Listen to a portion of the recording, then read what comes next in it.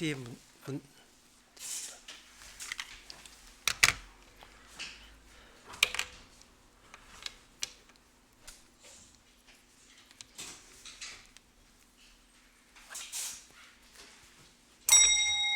다 같이 묵도하심으로 수요 예배를 함께 드리겠습니다.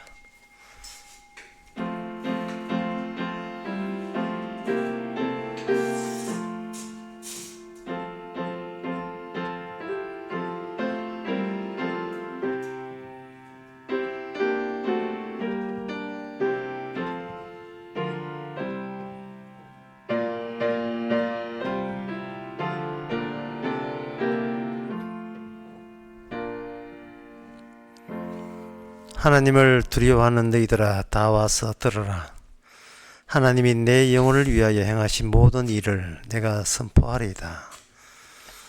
하나님, 세상 사람들 두려워 말고 진정 살아계신 분은 하나님인 것을 깨달아서 늘 하나님 말씀 듣는 기쁨과 즐거움이 있게 하옵소서.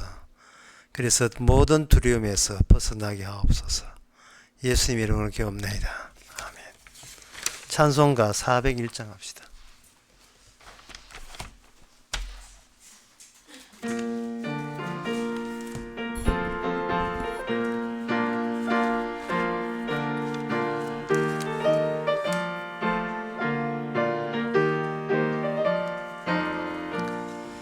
천성을 향해 가는 성도들아, 앞길의 장애를 두려 말아라.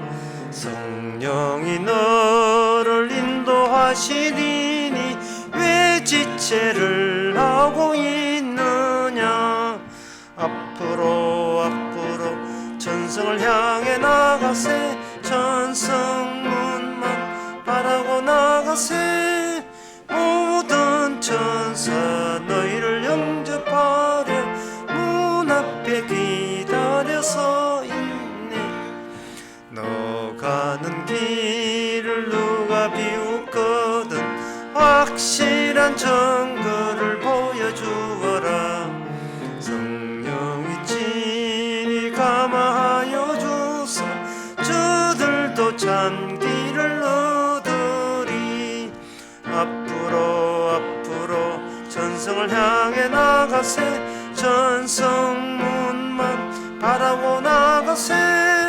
모든 천사 너희를 영접하러 문 앞에 기다려서 있네.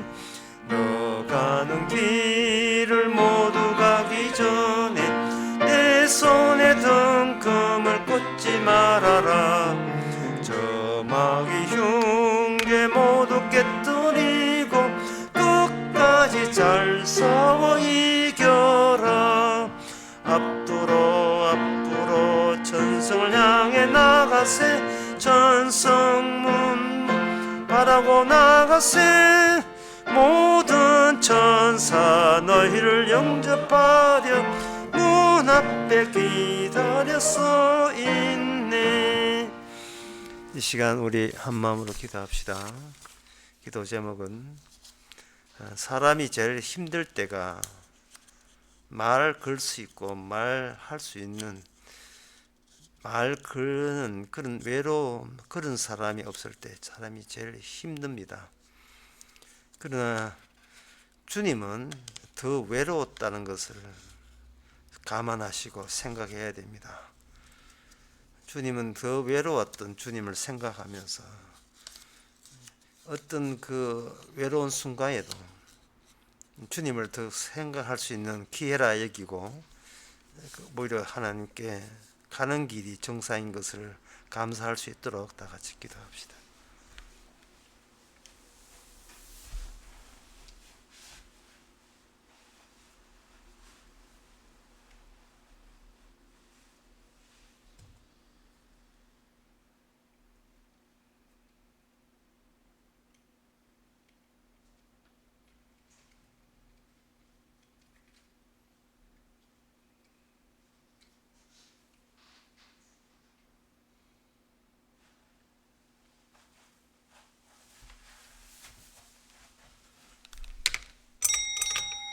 하나님 아버지, 갈수록 생각이 갖고 대화가 되는 사람에서 점점 더 사라져가는 현상을 성도라면 누구나 절감하는 그런 세상을 살아가고 있습니다. 외로운 것이 얼마나 힘든다는 것을 우리가 알 때 동시에 주님이 더 외로웠고 주님 가신 길이 넓은 길이 아니라 아무도 찾지 않는 홀로 가신 길인 것을 더 깊이 같이 체험하는 귀한 기회가 되게 하여 주시옵소서. 예수님 이름으로 기도합나이다. 아멘.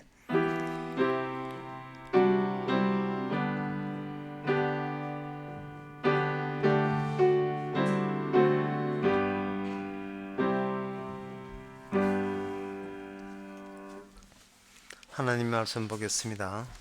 스가랴 5장 5절에서 11절까지입니다.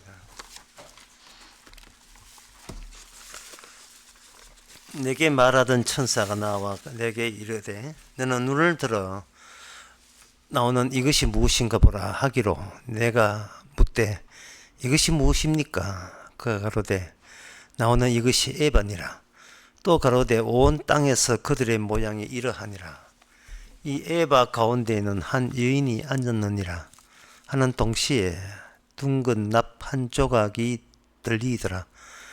그가 가로되 이는 악이라 하고 그 여인을 에바 속으로 던져놓고 납 조각을 에바 아구리 위에 던져 덮더라. 내가 또 눈을 들어 본적 두 여인이 나왔는데 하겐 날개 같은 날개가 있고 그 날개에 바람이 있더라. 그들이 그 에바를 천지 사이에 들었기로 내게 말하는 천사에게 묻되 그들이 에바를 어디로 옮겨 가나이까 하매 내게 이르되 그들이 시날 땅으로 가서 그를 위하여 집을 지으려 함이니라. 준공되면 그가 제 처소에 머물게 되리라 하더라. 아멘. 여기 방금 읽었던 이 본문 가운데서 무엇이냐 이렇게 묻는 대목이 있죠. 선지자가 천사가 물으라고 이야기했고 또 선지자도 천사 따라서 이것이 무엇입니까? 묻는다는 것은 여기에 나오는 이 장면은 이 인간 세계 속에서 인간의 머리 위에서 나올 수 없는 장면이라는 겁니다. 이거는 감추었던 거예요. 인간이 살아가면서 전부를 아는 게 아니거든요. 그들이 알고 있던 것은 항상 거기에 제한되어 있습니다. 인간은 전부를 모릅니다. 골로새서 1장에 보면 예수님 세상에 대해서 이렇게 설명했어요. 예수님은 보이는 것과 보이지 않는 것을 만드셨고 그 보이지 않는 것 보이는 것 모두가 예수님을 위하여 만들어졌다라고 이야기하고 있어요. 그 말은 뭐냐면 눈에 보이는 것과 그리고 인간들이 알지 못하는 존재 자체도 모르는 보이지 않는 것을 해석할 때는 이해할 때는 반드시 예수님이 행하신 것을 거쳐서 해석이 해야 이게 진리가 되는 겁니다. 왜냐하면 예수님이 진리시기 때문에. 예수님이 진리라는 것은 예수님 외에 진리가 없는 거예요. 예수님을 아는 것, 예수를 아는 나도 진리에 넣어달라고 하지 마세요. 억지 쓰지 마세요. 왜냐하면 우리는 우리 이름이 있고 예수님은 주의 하나님의 이름이 있는 거예요. 하나님의 이름은 이 땅에서 인간의 이름에 의해서 그보다한 이름이에요.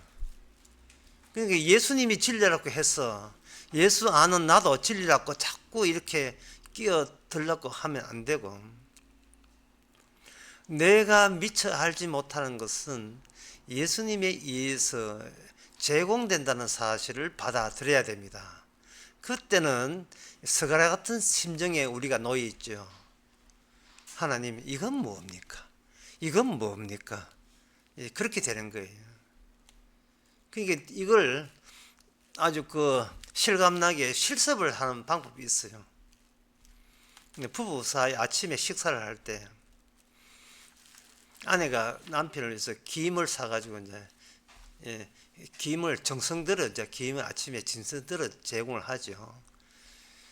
뭐 김 내놓는데 정성까지 들 필요는 없죠. 마트 사가 그냥 마트 옛날에는 가에 오리는데 가에 오릴 필요 없어 그냥 내놓으면 되잖아요. 그럴 때 남편이 또 김이가 라고 하면 안 되고 이건 무엇이냐 이렇게 답변해야 돼. 이게 무엇이냐? 어제는 김이었는데 오늘은 뭐냐?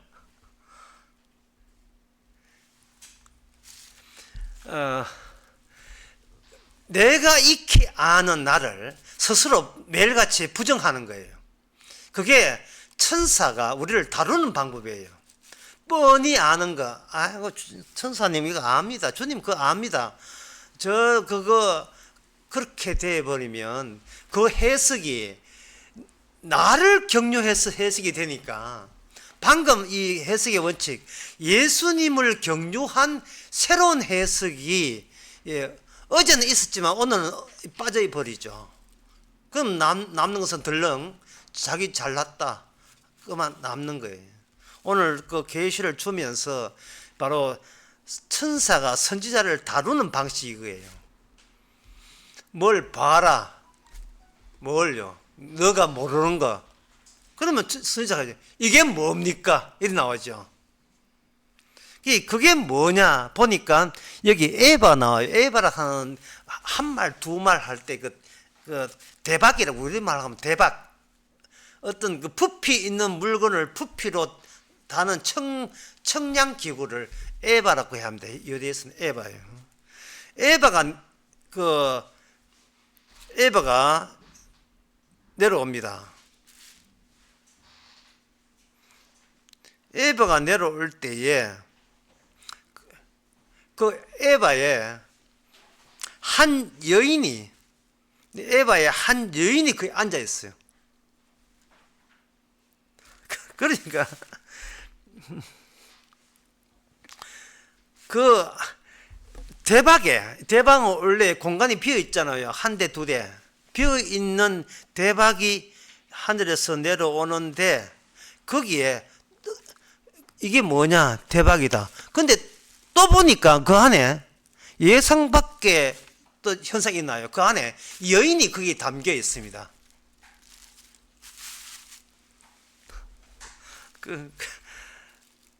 그리고 천사가 이야기합니다. 천사가 가로되 8절에 이것은 악이다. 이것은 악이다. 악함이다는 뜻이에요. 악함이 비어있는 대박, 하늘에서 내려오는 대박 안에 이렇게 담겨 있습니다. 여인이 왜 거기서 나오지요? 대박에서. 그런데 이것은 이렇게 이해하시면 됩니다. 그 대박이라는 것은 하늘의 묵시로서 천사에 의해서 제시된 거거든요. 물론 천사는 하나님에 제시되고 비어있는 어떤 빈 공간이 하나에서 왔다는 것은 이 땅에 대해서 일어나는 모든 것에 일괄적으로 어떤 시간이든 이 대박 바깥으로 번지는 시간은 없다는 겁니다. 모든 시간을 대박 안에 담는 거예요. 모든 시간이. 그리고 인간의 입장에서는 과거, 현재 뭐 역사를 어떻고 세계사가 어떻고 민족사가 어떻고 시간이 이렇게 과거로부터 미래 흘러가지만 위에서 온 하늘에서 이렇게 내려온 그 하나님의 묵시에 계시를 할 수 있어요. 그냥 묵시에 의하면 모든 그 인간은 동일한 시간대에 속하는 겁니다. 대박 안에, 그 비어있는 대박 안에 갇혀 있으니까요. 모든 시간이 바깥으로 대박 빠져나가는 시간은 없다 이 말. 그러면 그 시간이 그렇게 흘러가면서 시간은 왜 흘러갔는가? 그거는 여인을 보여주기 위해서 대박 안에 앉아있는 여인을 보여주기 위해서 시간은 흘러간 겁니다. 그런데 그 여인에 대한 하나님의 처리가 이래요. 8절에 보면 이거는 그 여인을 악이라고 이야기하고요. 그 여인을 에바 속에 그 다음에 표현이 뭐냐? 던져 넣는다. 던져 넣는다. 그렇게 하나님께서 그 대박 안에 있는 여인, 대박의 진정한 주인공이에요. 그 여인을 악이라 하고 악을 의인화시킨 것이 여인이에요. 악을 의인화시킨 것이 여인이라면 그 여인을 어떻게 처리하느냐? 던져 넣는 거예요. 이거는 하나님이 인정사정 볼 것 없이 난폭하게 구는 거예요. 하나님께서 이 세상에 대해서 난폭하게 폭력적으로 하나님이 행사하는 이유는 그 인간의 시간 속에 있었던 인간의 모든 것을 의인화시켜버리면 하나의 여인이 되고 그 여인은 하나님 보시기에 악이라고 규정한 겁니다. 근데 이거는 그 요한계시록 12장에 보면 12장의 그 7절과 8절에 나온 것처럼 하늘에 전쟁이 있으니 미가엘과 그의 사자들이 용으로 더불어 싸울세 용과 그의 사자들로 싸워서 이기지 못하여 하늘에서 있을 곳을 얻지 못하여 하늘에 있을 곳을 얻지 못하여 어디로 왔는가? 시간이 흐르는 이 땅으로 쫓겨온 거예요.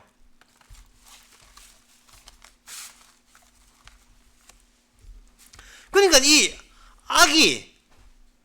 악의 천지가 된 거예요. 이 세상에 시간 속에 있는 모든 인류의 역사는 악이 주도권을 쥐고 있는 겁니다. 하늘에 있던 그는 시원적이고 근원적이고 처음 악이 이 땅에서 의인화되어서 음녀로서 왔고 그 음녀 하늘에 있는 악에 의해서 시간은 꽉 찼기 때문에 그 시간 속에서 태어나고 시간 속에서 죽고 시간 속에서 매일을 살고 있는 우리는 바로 악의 표현형이라고 할 수 있는데 악이 어떤 식으로 일하고 있는가를 보여주는 매개 또는 수단용으로 인간이 사로잡혀 있다는 뜻이에요. 인간이. 그런데 이 사실이 스가랴 때 새삼스럽게 처음 알려지는가? 그렇지 않습니다. 여기는 힌트가 있는데 왜 음녀가 이 악이 난폭한 어떤 남성형이 아니고 왜 음녀냐 하는 거예요. 왜 여성으로 표현되어 있느냐 하는 겁니다. 그것은 창세기 3장에서 최초의 여성이 행한 일에 그 뒤에 나오는 모든 인간들이 그 일에 죄에 종속되어 있기 때문에 그렇습니다. 왜냐하면 자식은 여자가 나오니까요. 그 최초의 이브 이후에 등장한 모든 인간은 이브가 하는 짓에서 벗어날 수 없고 탈출할 수도 없어요.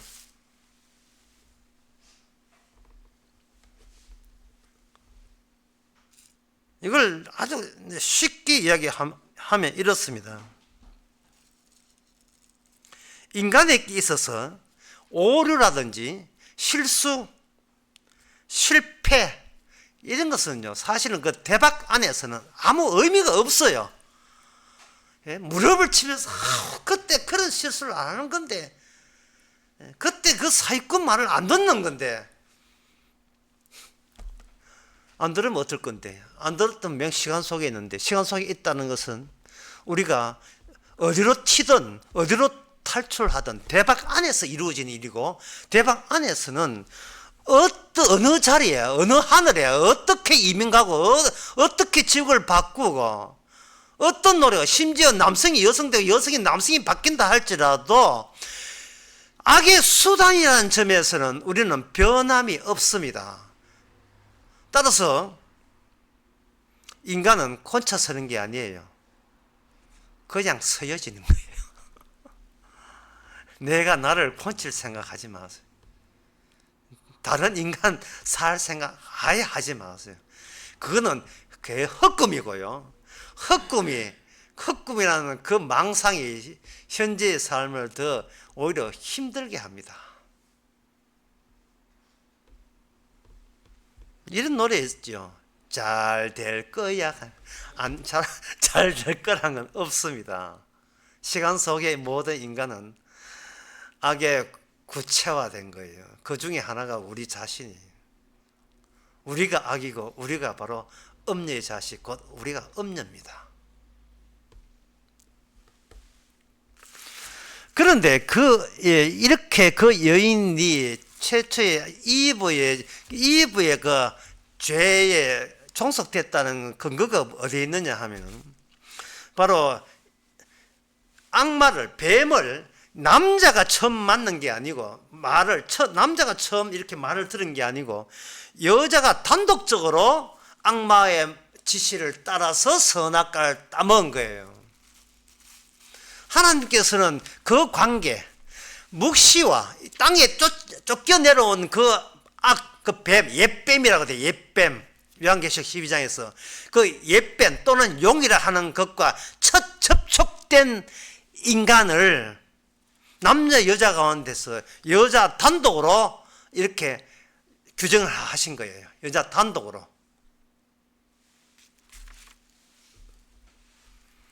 예, 그 근거가 어디에 나오냐 하면은 그 근거가 11절 나옵니다. 내가 이르되 그들이 시날 땅으로 가서 그를 집을 지으려 하는데 내가 그 에바가 뭔가 이동을 해요.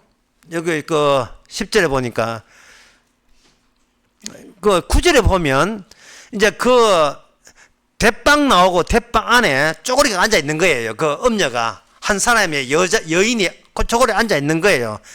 그게 있고 그 왜 있느냐 보니까 거기에 두 명의 여인이 등장해요. 오늘 여인 천지입니다. 여인세 두 명의 여인이 뭐 천사죠. 등장해가 그 대박 자체를 그냥 고스란히 이동하고 있어요. 근데 이동하기 전에 그 납으로 뚜껑을 해가지고 뚜껑을 닫아 놓습니다. 대박 안에 여인 있고 납으로 납이 얼마나 무겁습니까? 납으로 뚜껑을 했은 거예요. 예, 여기서 계산이 거기 대박이 22리터 좀 한 발쯤은 안 돼요. 21리터 되는데 그 크기에 맞고 납을 계산해보면 48kg 돼요. 그것을 뚜껑을 해가지고 닫아놨다는 것은 이 체포조입니다. 하늘에서 악을 체포조로 남성 경찰을 보낸 게 아니고 여자 경찰 둘을 보낸 거예요. 왜 이게 여인이냐 하는 거예요. 왜 이 두 명의 여인이냐 하는 겁니다. 오늘 풀어야 될 게 한두 개가 아닙니다, 지금. 예? 그래서 우리는 서가지 물어 이게 뭡니까? 이게 뭡니까 할 때는 반드시 어떻게 해석해야 된다고요? 예수 그리스도를 경유해서 해석해야 돼요. 왜냐하면 보이는 것과 보이지 않는 모든 것이 예수님을 위하여 창조되기 때문에요. 그냥 아까 제가 그걸 골로새서 그냥 1장에 있다고 했는데 구체적으로 1장 16절에 있습니다. 모든 만물이 예수님을 위해서 창조했다는 거예요. 그러니까 여기서 유념할 것은 모든 만물이 나를 위해서 창조한 건 결단코 아님을 늘 견지해야 되고 유지를 해야 돼요. 그런데 우리는 성경에서 분명히 예수님을 위해서 나도 있고 너도 있고 세상 코끼리 코스모스 다 들국화돼 있는데 그 말을 보면서도 딱 돌았으면 3.6초? 5초? 돌았으면 그러면 나는 갑자기 나를 위해서 만물이 있는 게 아니네. 눈에 보이는 모든 것들이 나를 위해서 있는 게 아닌데 생각은 뭐냐? 그러면 나는요. 내가 어떤 이득을 취할 수 있습니까? 나의 존재 의미는 이러고 있다고요. 스가랴도 선지자도 마찬가지고요.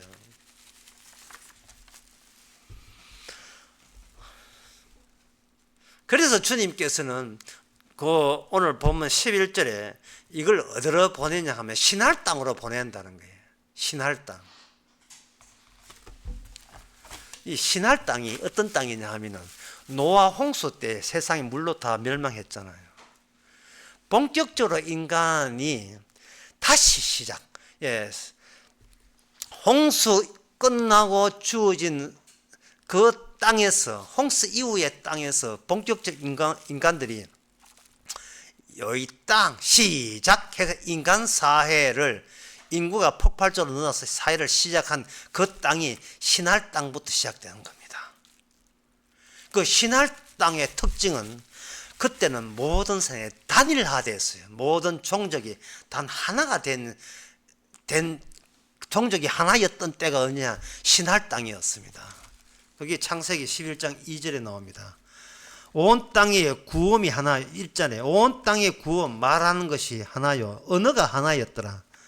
그들이 동방에 옮겨다가 신할 평지에 만나 거기서 서로 말하되 우리가 바벨탑을 만들자, 이런 거예요. 그리 인간이 처음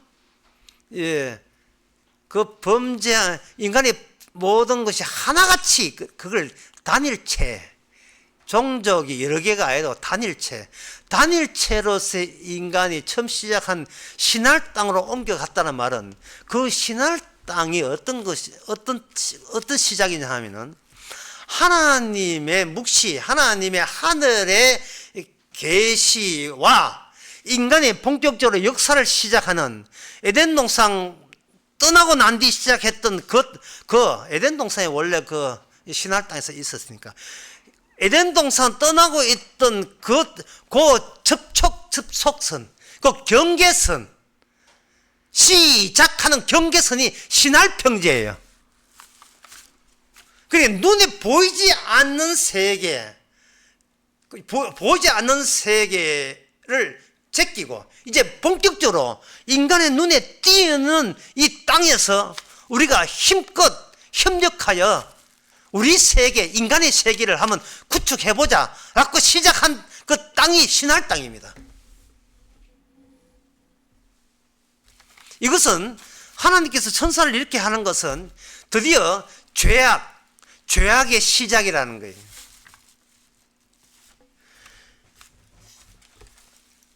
악의 시작.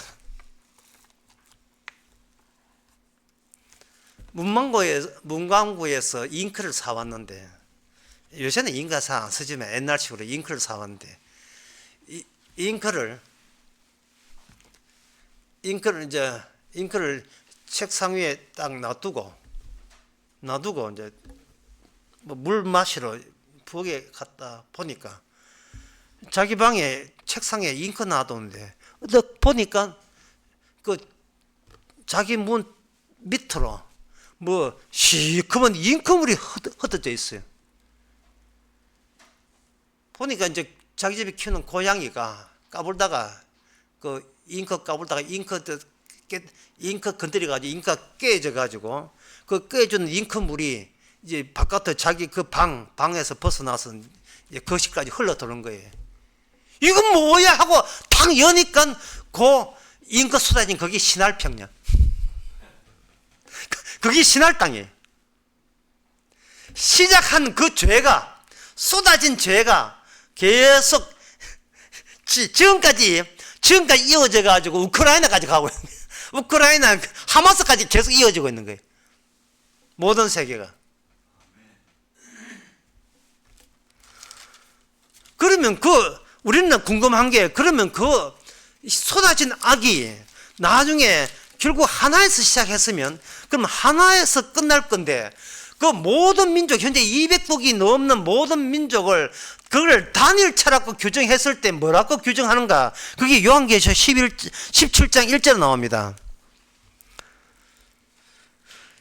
또 7대접을 가진 7천사 중 하나가 와서 말하되, 보라, 많은 물 위에 있는 큰 엄녀에 받을 심판을 내게 보이리라. 엄녀에 받을 심판을 내게 보이리라 했어요. 엄녀. 스가랴에서 엄녀지만 요한계시록 얘도 천사들이 7천사, 그 7 기능을 가진 천사가 자꾸 이 기능을 1, 2, 3, 4, 5, 6, 7 계속 하는 이유가 그 인간의 그 죄악의 그 깊이를 계속 발굴하고 들추어내는 거예요. 일종의 고고학자. 계속 파내려가면서 어디까지 있나?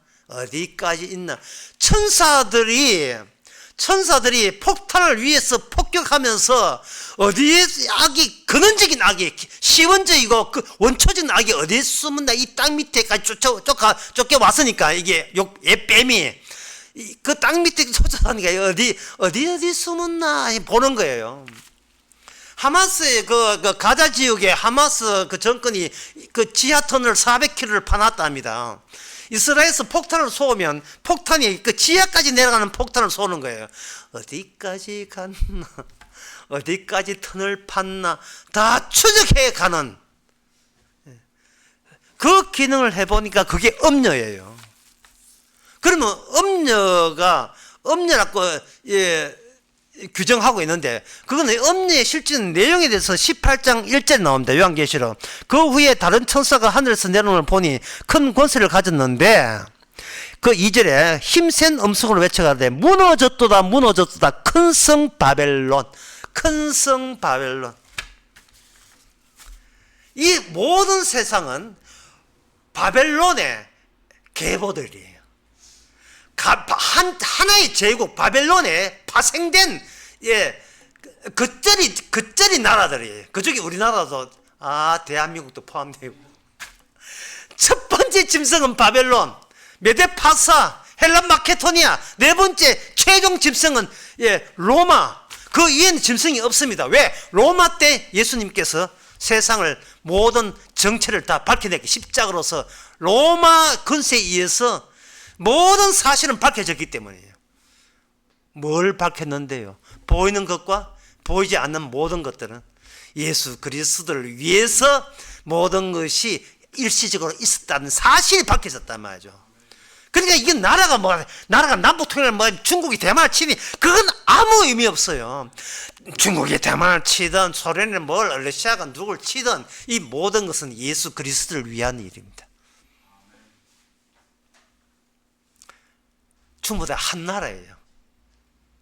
단일 종족입니다. 한 아담입니다. 성도라면 세상을 단일처럼 볼 수 있어야 돼요. 그 단일체에 있는 그 바벨론이 어느 땅에 있는가? 시날 평지에 있는 나라예요.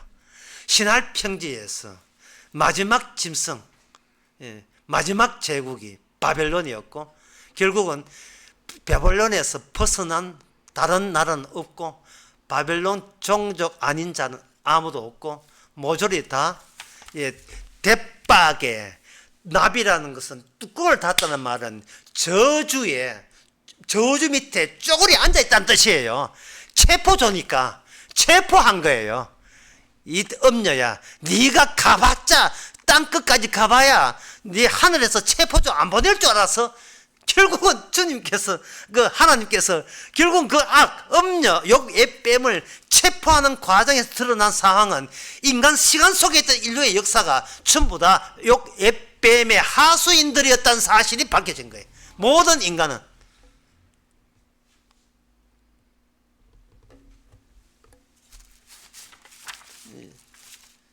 그렇다면 여기서 우리가 생각해야 될 것은, 그러면 이스라엘은 뭐냐? 이스라엘은 뭐냐? 그럼 구원받는 백성은 어디 있느냐? 다들 그렇게 시간 속에 산다는 자체가 음녀의 사주를 받는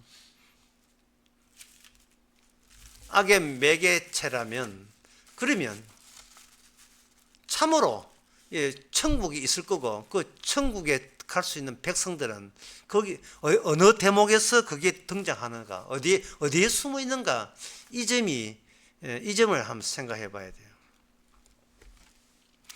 그 힌트는 뭐냐? 그 음녀를 체포하는데 등장하는 것이 하나의 여인이 아니고 두 여인이라는 거예요. 두 여인. 다시 9절에 보면 또 내가 눈을 들어본 적 두 여인이 나왔는데, 그 두 여인이 특징이 나와 있어요. 학의 날개 같은 날개가 있고 그 날개에 바람이 있더라라고 되어 있어요. 그렇다면 이 두 여인이 누구냐를 알기 위해서는 날개를 찾아봐야 돼요. 날개를 찾아보니까 날개가 나와요. 이사야 8장 8절에 날개가 나옵니다. 이사야 8장 8절에 보니까 흘려 유다에 들어와서 창길하고 목에까지 미치리니 임마누엘이여 그의 펴는 날개가 내 땅에 평만하리라 이렇게 있어요. 여기 임마누엘이라는 분의 날개가 나옵니다. 그리고 그 날개에서 바람이 나온다는 것은 지금 이 땅이 악의 천지가 된 것은 하늘에 전쟁이 있었고 하늘에서 그 미카엘과 예수님께 패배한 옛뱀이 땅을 접수해서 땅을 자기 세계 만들기 위해서 내려온 거예요. 그게 짓누르는 악이고요. 위에서부터 짓누르는 악이기 때문에 어느 인간도 자기 속에 있는 악을 본인이 저항하거나 밀어낼 수가 없어요. 로마서 7장에 나오듯이 나는 율법을 지키고 싶지만 내 속에 악이 마치 내 짓누르고 있어요. 그 악마의 힘이에요. 이걸 중력이죠. 일종의 우리 육신이 중력을 이기지 못하잖아요. 괜히 높은 데 가면 무섭잖아요. 이 중력의 힘 때문에 모든 것을 위에서 아래로 떨어지잖아요. 물도 그렇고 모든 것이 침대에 떨어지는 것도 진짜 위에서 아래서 떨어지죠. 그게 무서운 거예요. 겁나는 거예요. 이게 인간 속의 무서움과 두려움과 알 수 없는 공포를 제거하는 겁니다. 버티지 않으면 떨어진다는 그게 늘 우리의 심리를 정서를 흔들리게 만드는 겁니다. 여기서보다 더 떨어지면 난 못 살아 이런 거 있잖아요. 인간의 머릿속에 있는 상징성은요, 훈련이 어떻게 훈련되냐 하면 좋은 것은 위로 올라가면 되고 나쁜 것은 밑으로 떨어진다는 그런 상징성을 이거는 그 이브의 죄로 인하여 전부 다 각인되어 있는 거예요. 우리 속에. 몸이 쫙 깔아앉네. 이게 뭡니까? 깔아앉다는 말은 바로 주저한다는 뜻이거든요. 그런데 여기 이 두 여인이 있는 그 날개가서 내는 그 바람은 이 중력을 이겨냅니다. 중력을 이겨낼 뿐만 아니라 그 근원이 되는 악 그 자체를 체포했고 가둬놓고요. 완전히 밀폐시켜 놓고 그걸 처음의 자리까지 옮겨 넣는 움직임까지 가능한 힘이에요. 그 가능한 힘이 어디서 나오는가? 가능한 힘이 임마누엘에서 나온 거죠. 그러면 그 임마누엘은 어디서 나왔는가? 이사야 7장 14절 그러므로 주께서 친히 징조로 저에게 주실 것이요 보라 처녀가 잉태하여 그 아들을 낳을 것이요 그 이름은 임마누엘이라 하리라. 처녀가 잉태하여 그 아들을 낳았는데 임마누엘이라 하리라. 그러면 이 임마누엘은 누구의 자식이냐 하면은 처녀의 자식이죠. 여자의 후손인 거예요. 창세기 3장 15절에 여자의 후손인 겁니다. 그런데 여자라는 것은 이 세상에 보이지 않고 이 세상에 보는 것을 느끼는 사람한테는 후손 있는데 여자의 아들은 있는데 여자 아들인데 그 아들이 아들 되게 한 그 원리에 대해서는 인간에게는 몰라요. 무슨 말이냐 하면은 하나님께서 창세기 3장 15에 약속을 줄 때 여자의 후손과 뱀의 후손을 할 때 인간 세계에 나타난 것은 그 후손들만 나타난 거예요. 누가 뱀을 봤어요? 누가 악마를 봤습니까? 악마를 못 보니까 실컷 녹색 얼굴에다가 어떻게 뿔이 나고 어떤 거 귀신 들리면 모가지 돌아가고 그 영화 보고 얼마나 놀랐는지. 하여튼 그 괴기 영화, 귀신 영화 보면 상투스 신부가 막 귀신 하면 귀신을 막 이렇게 발작 일으키고 전부 다 그걸 보고 귀신이 얼마나 웃었겠습니까? 귀신도 모르는 게 귀신, 마귀도 모르면서 마귀만 영화 만드는 거 봐 이거. 그렇게 했잖아요. 마귀만 못 보는 게 아니에요. 현재 세상 끝날까지 함께 있다는 주님도 안 보여요.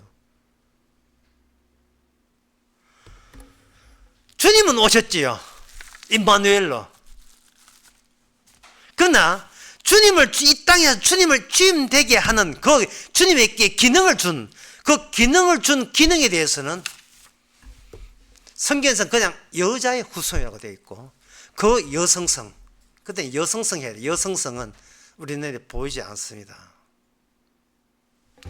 그러면 이 사실이 보이지 않는 이 사실이 왜 처녀라면 처녀가 한 명 있는데 왜 이게 두 여론으로 되어 있는가?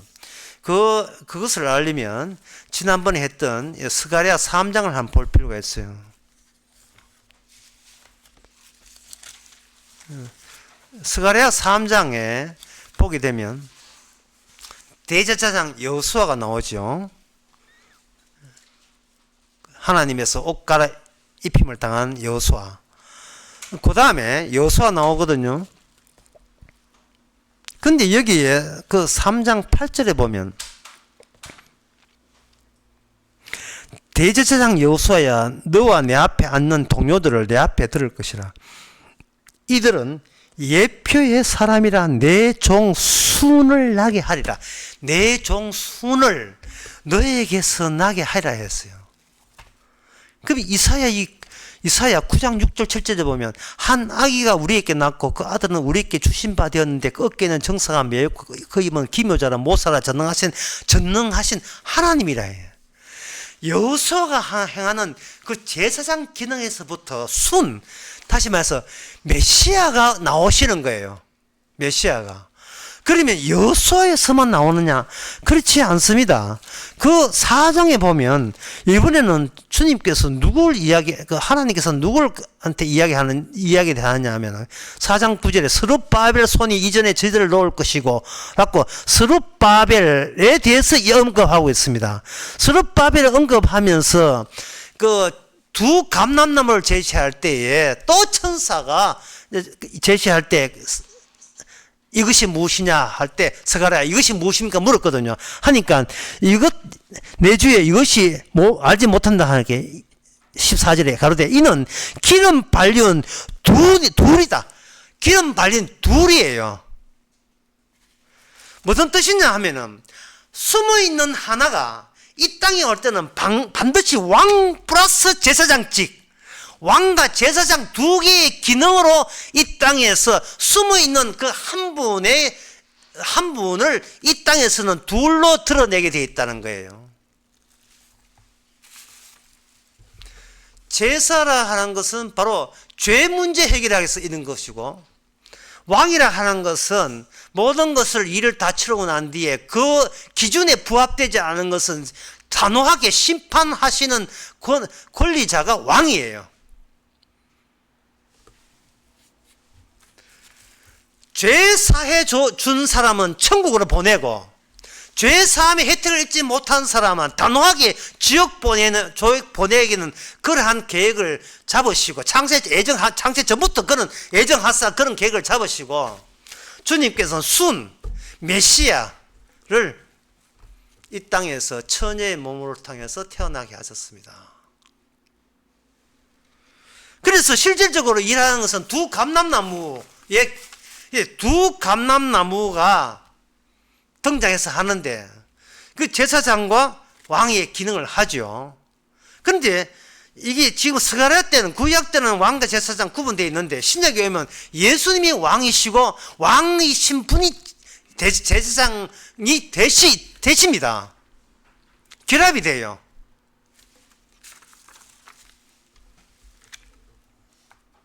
그러니까 이 땅에서 실제로 일하시는 두 감람나무에 대한 역사적 실행자가 두 감람나무라면 묵시적인 협력자가 두 여인이 되는 거예요. 그 네 명이 공통점이 뭐냐면 체포조예요.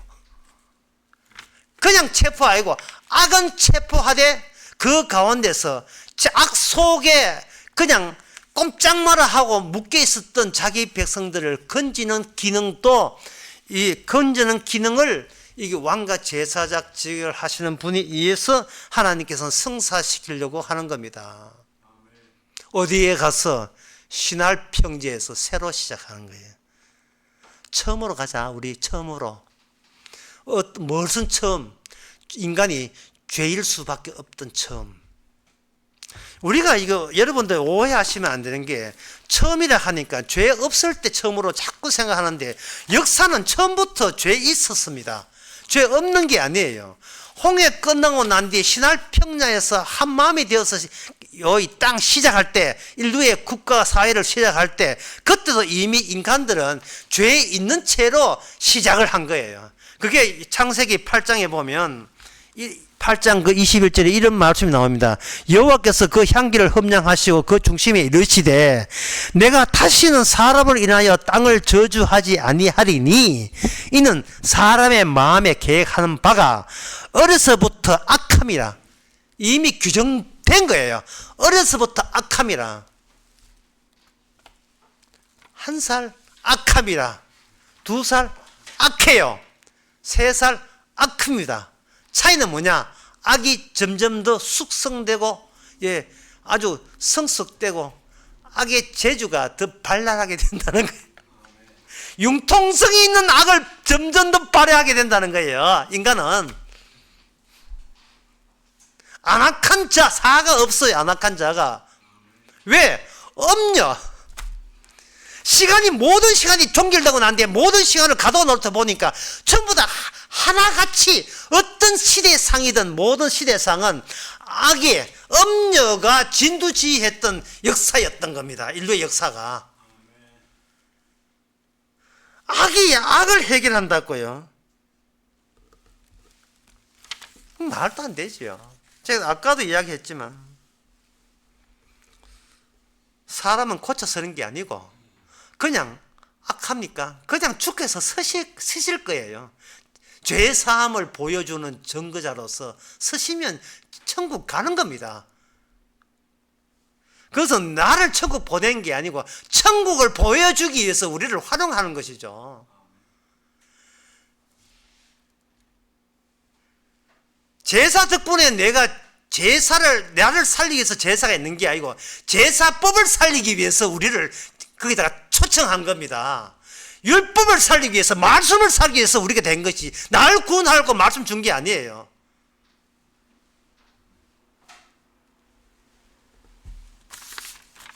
그러면 이 각 시대마다 죄가 있다는데, 그럼 각 시대는 어떤 식이 있느냐? 조각조각 각 시대에 악이 포장된 채 지나가고 있습니다. 마치 포장된 사탕 같아.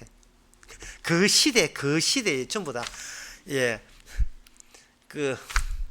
저주에 갇힌 채 우리는 보내왔습니다.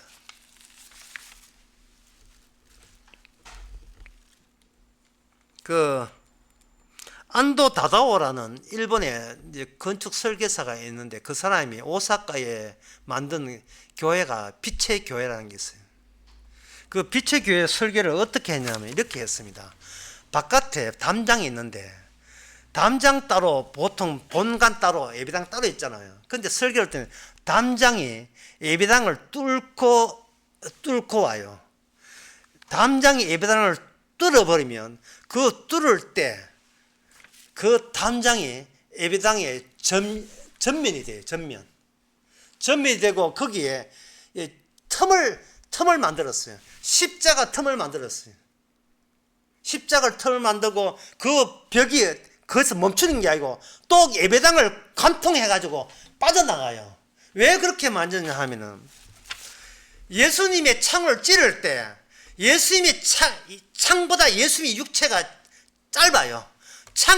예수님의 창은 찌르고 바깥으로 관통해 버리거든요. 찔린 희생자가 예수님이고 찌른 자가 이 세상이에요. 세상이 예수님을 찌르고 흐를 때 그때 그 찔린 현장에서 이 세상과 천국은 틈이 발생됐다는 게 그 틈을 십자가로 표현한 겁니다. 그래서 그 사람이 그 교회 설계할 때에 그 십자가 좁은 틈 가로 세로 틈으로만 십자가 있어요. 십자가에서 바람이 들어오게 만들었어요. 성령의 바람. 오직 성령은 십자가를 통해서 들어온다는 거예요. 막혔음에 성령 아니면 구원받지 못한다, 이런 뜻이에요. 완전히 막혀있기 때문에 인간의 어떤 기독교적인 종교적 활동도 이건 소용없어요. 그냥 막혀있는 거예요.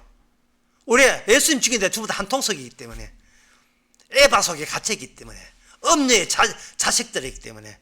우리는 이브의 자식 아닙니까? 그게 엄녀의 자식 아닙니까?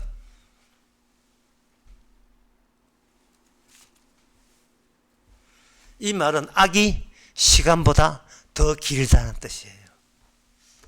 악이 역사보다 더 앞선다는 이야기입니다.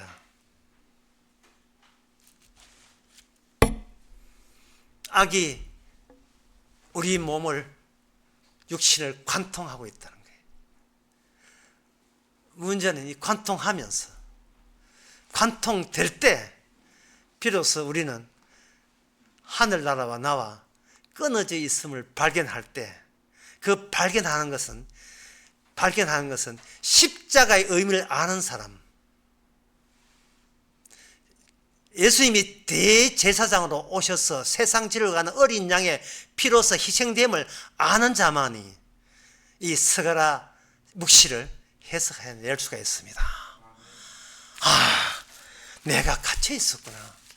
그런데 그 두 감람나무가 활동해가지고 같이 협력해서 천국 백성을 하여금 원래 자리, 아담과 하와가 선악과 따먹은 그 자리에서 다시 우리 자신과 그리고 그 이 안에 오신 예수님께서 희생자로 오신 그 희생과 우리의 죄의 원초적인 죄와 만남, 그것이 바로 하나님의 복음입니다. 기도하겠습니다.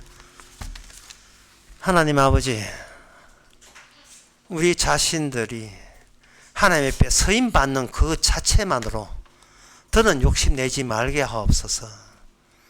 찢기지신 예수님의 몸처럼 주께서 저희를 찢으신다 할지라도 성령이 바람이 들어오는 천국의 틈이 되게 하여 주시옵소서. 예수님의 이름으로 기도합나이다. 아멘. 찬송가 395장 합시다.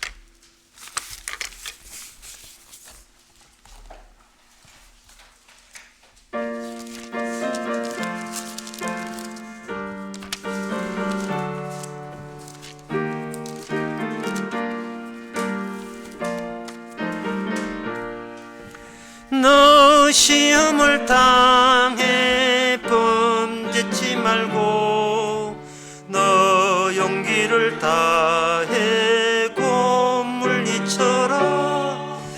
너 시험을 이겨 새 힘을 얻고 주 예수를 믿어 늘 승리하라. 우리 구주의 힘과 그의 위로를 빌라. 주님 내 편에 서서 항상 도우시리. 내 친구를 삼가 잘 선택하고 너 은행을 삼가 늘 조심하라. 너 열심을 다해 늘 충성하고 온 정성을 다해 주 봉사하라. 우리 구주의 힘과 그의 위로를 빌라. 주님 내 편에 서서 항상 도우시리. 잘 이기는 자는 상 주시리니 너 낙심치 말고 늘 전진하라. 내 구세주 예수 힘 주시리니 주 예수를 믿어 늘 승리하라. 우리 구주의 힘과 그의 위로를 빌라. 주님 내 편에 서서 항상 도우시리. 기도합시다. 지금은 우리 주 예수 그리스도의 은혜와 하나님의 크신 사랑과 성령의 충만하심이 모든 것이 보이는 것 보이지 않는 것 주를 위함을 새삼스럽게 느끼는 모든 성도에게 함께 있을지어다.